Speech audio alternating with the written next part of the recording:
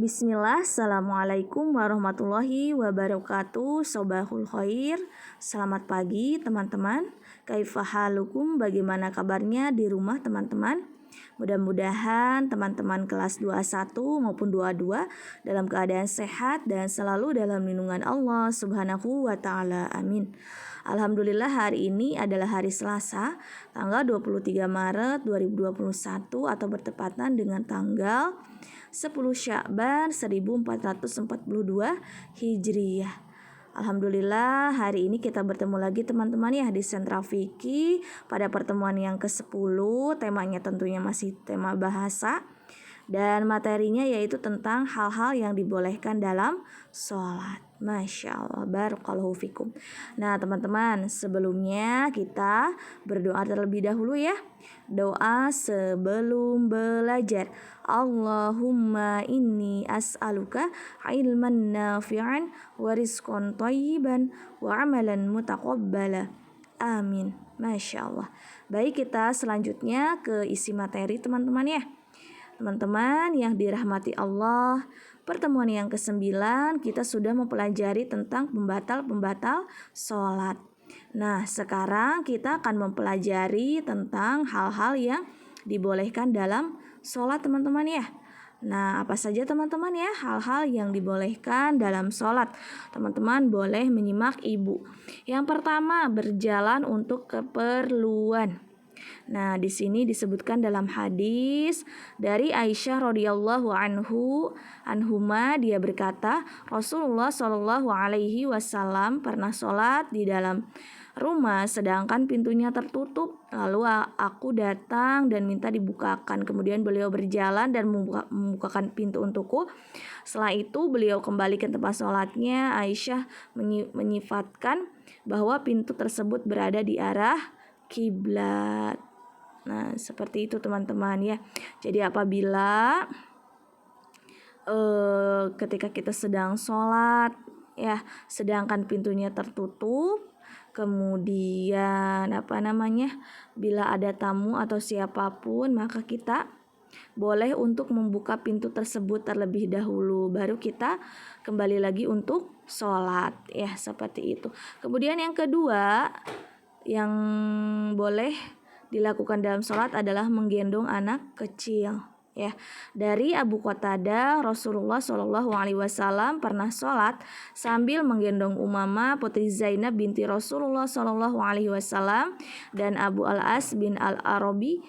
Jika beliau berdiri, beliau menggendongnya, namun jika sujud, beliau meletakkannya. Jadi ketika kita sholat, kita boleh menggendong anak kecil. Jadi nanti ketika teman-teman sesudah teman-teman besar nanti ya, setelah teman-teman ketika besar nanti, kita boleh untuk menggendong anak kecil seperti itu. Kemudian yang ketiga, membunuh al-aswadain. Al-aswadain itu apa teman-teman ya? Dua hewan yang boleh dibunuh ketika sholat. Apa saja teman-teman? Yaitu kalajengking dan ular. Hadisnya yaitu dari Abu Hurairah radhiyallahu anhu, Rasulullah Shallallahu alaihi wasallam menyuruh agar membunuh dua binatang hitam dalam sholat, yaitu kalajengking dan ular. Jadi boleh teman-teman ya, apabila ada kalajengking maupun ular boleh dibunuh ketika sholat, boleh, silahkan. Kemudian yang keempat, menoleh dan memberi isyarat untuk keperluan. Nah, hadisnya itu dari Jabir radhiyallahu anhu, dia berkata, Rasulullah Shallallahu alaihi wasallam menderita sakit, lalu kami sholat di belakang beliau yang sholat dalam keadaan duduk. Kemudian beliau menoleh dan melihat kami berdiri, kemudian beliau mensyaratkan kepada kami untuk duduk, lalu kami pun duduk. Nah, boleh ya dengan memberi isyarat. Tadi isyaratnya apa? Beliau menoleh ya, kemudian mengisyaratkan kepada kami untuk duduk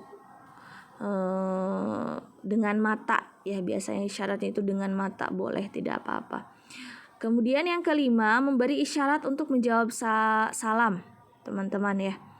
Hadisnya itu dari Abdullah bin Umar radhiyallahu anhuma, dia berkata, Rasulullah Shallallahu alaihi wasallam keluar menuju Kuba Untuk sholat di sana, tak lama kemudian datanglah orang-orang Ansor dan mengucapkan salam kepada beliau yang sedang sholat. Lalu aku berkata pada Bilal, bagaimana engkau melihat Rasulullah Shallallahu Alaihi Wasallam menjawab salam ketika mereka memberi salam kepada beliau padahal sedang sholat? Dia berkata, beliau memberi isyarat seperti ini.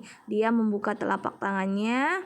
Zafar bin Aun, perawi hadis pun membuka telapak tangannya.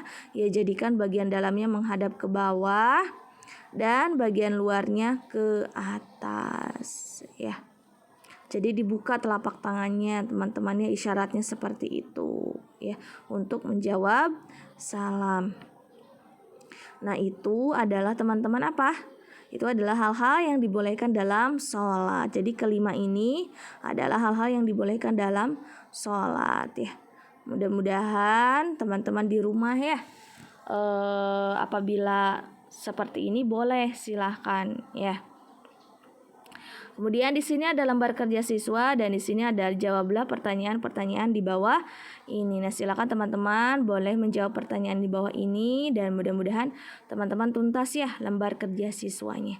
Alhamdulillah, barakallahu fikum, teman-teman sudah menyimak dari awal sampai akhir, baik itu materi maupun itu lembar kerja siswanya ya.